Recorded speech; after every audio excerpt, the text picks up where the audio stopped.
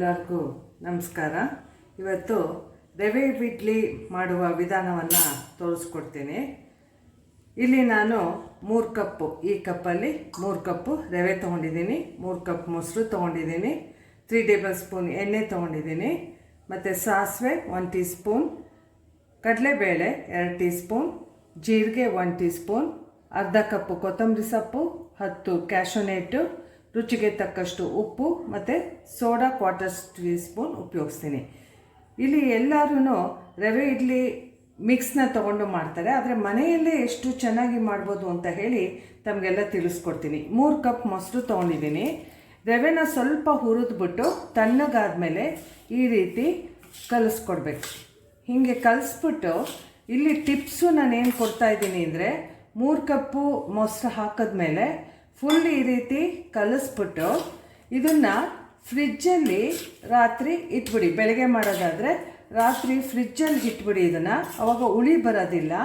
ಆದರೆ ರವೆ ನೆನೆದ್ಬಿಟ್ಟು ಭಾಳ ಚೆನ್ನಾಗಿ ರವೆ ಇಡ್ಲಿ ಆಗುತ್ತೆ, ತುಂಬ ಚೆನ್ನಾಗಾಗುತ್ತೆ ಈ ರೀತಿ ಮಾಡೋ ರವೆ ಇಡ್ಲಿ. ನೋಡಿ, ಈಗ ಸುಮ್ಮನೆ ಅಷ್ಟೇ ನಾನೇನು ಮಾಡಿದೆ, ಇದನ್ನು ಕಲಿಸಿದ್ದೀನಿ.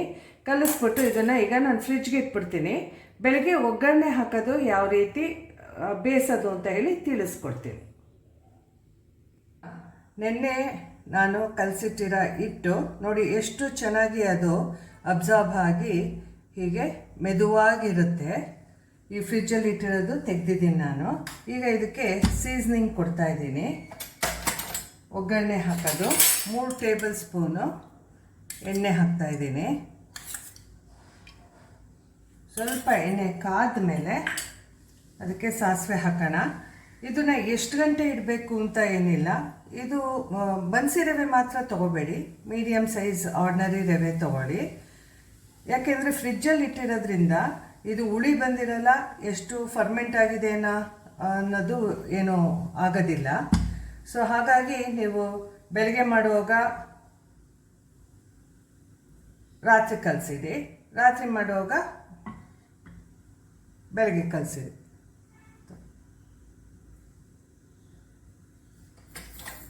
ಈಗ ಕಾದ ತಕ್ಷಣ ಸಾಸಿವೆ ಹಾಕ್ತಾಯಿದ್ದೀನಿ.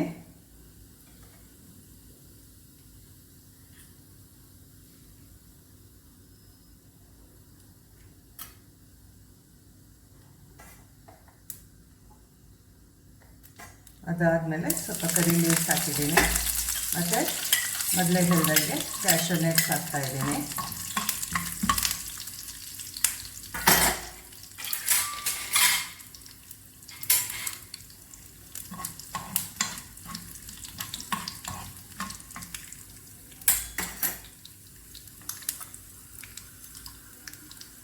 ಅದು ಸ್ವಲ್ಪ ಹಾಕಬೇಕು.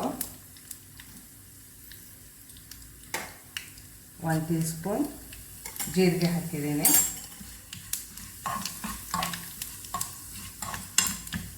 ಇದು ಒಗ್ಗರಣೆ ಕೊಡೋದು. ಈಗ 2 ಟೀ ಸ್ಪೂನ್ ಕಡಲೆಬೇಳೆ ತೊಗೊಂಡಿದ್ದೀನಿ, ಅದನ್ನು ಒಗ್ಗರಣೆಗೆ ಹಾಕ್ತಾಯಿದ್ದೀನಿ. ಸ್ವಲ್ಪ ಕೆಂಪಣ್ಣ ಬರಲಿ.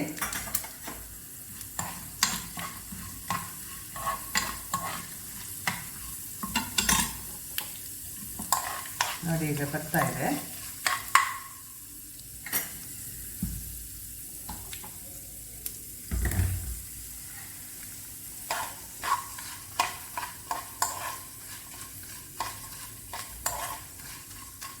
ನೋಡಿ, ಬಂದಿರೋದನ್ನು ಇದಕ್ಕೆ ಹಾಕ್ತಾ ಇದ್ದೇನೆ.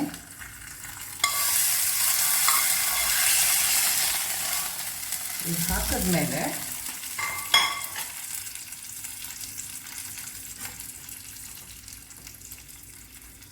ನಾನು 3 ಲೋಟ ರವೆ ತೊಗೊಂಡಿದ್ದೀನಿ, 1/4 ಟೀ ಸ್ಪೂನಷ್ಟು ಸೋಡಾ ತೊಗೊಂಡಿದ್ದೀನಿ, ಮತ್ತು ಅದೇ ಕಪ್ಪಲ್ಲಿ ಅರ್ಧ ಲೋಟ ಮೊಸರು ತೊಗೊಂಡು ಈ ಥರ ಮಿಕ್ಸ್ ಮಾಡಿಬಿಟ್ಟು ಇದಕ್ಕೆ ಹಾಕಿ.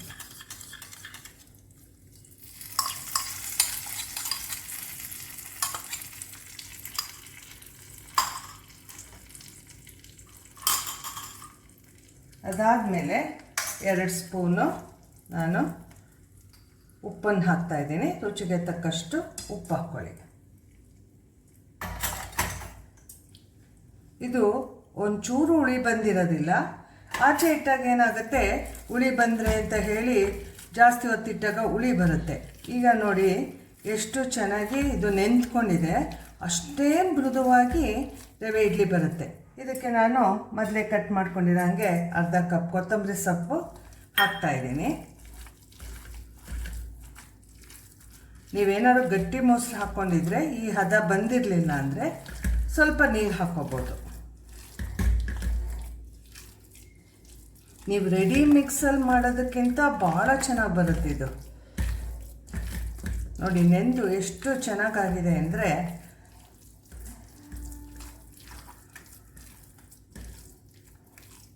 ನೋಡಿ ಈ ಥರ.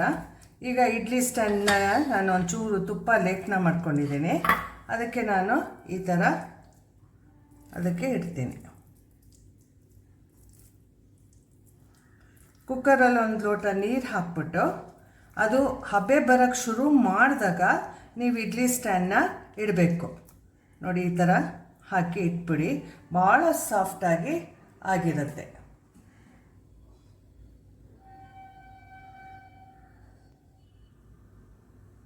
ನೋಡಿ ಈಗ 12 ನಿಮಿಷ ಆಗಿದೆ, ಎಷ್ಟು ಚೆನ್ನಾಗಿ ಉಬ್ಬಿರುತ್ತೆ ಅಂತ. ಸೊ ಇದನ್ನು ಚಟ್ನಿ, ಸಾಗು, ಆಲೂಗೆಡ್ಡೆ ಪಲ್ಯ ಇದ್ರ ಜೊತೆ ನೀವು ಸರ್ವ್ ಮಾಡ್ಬೋದು.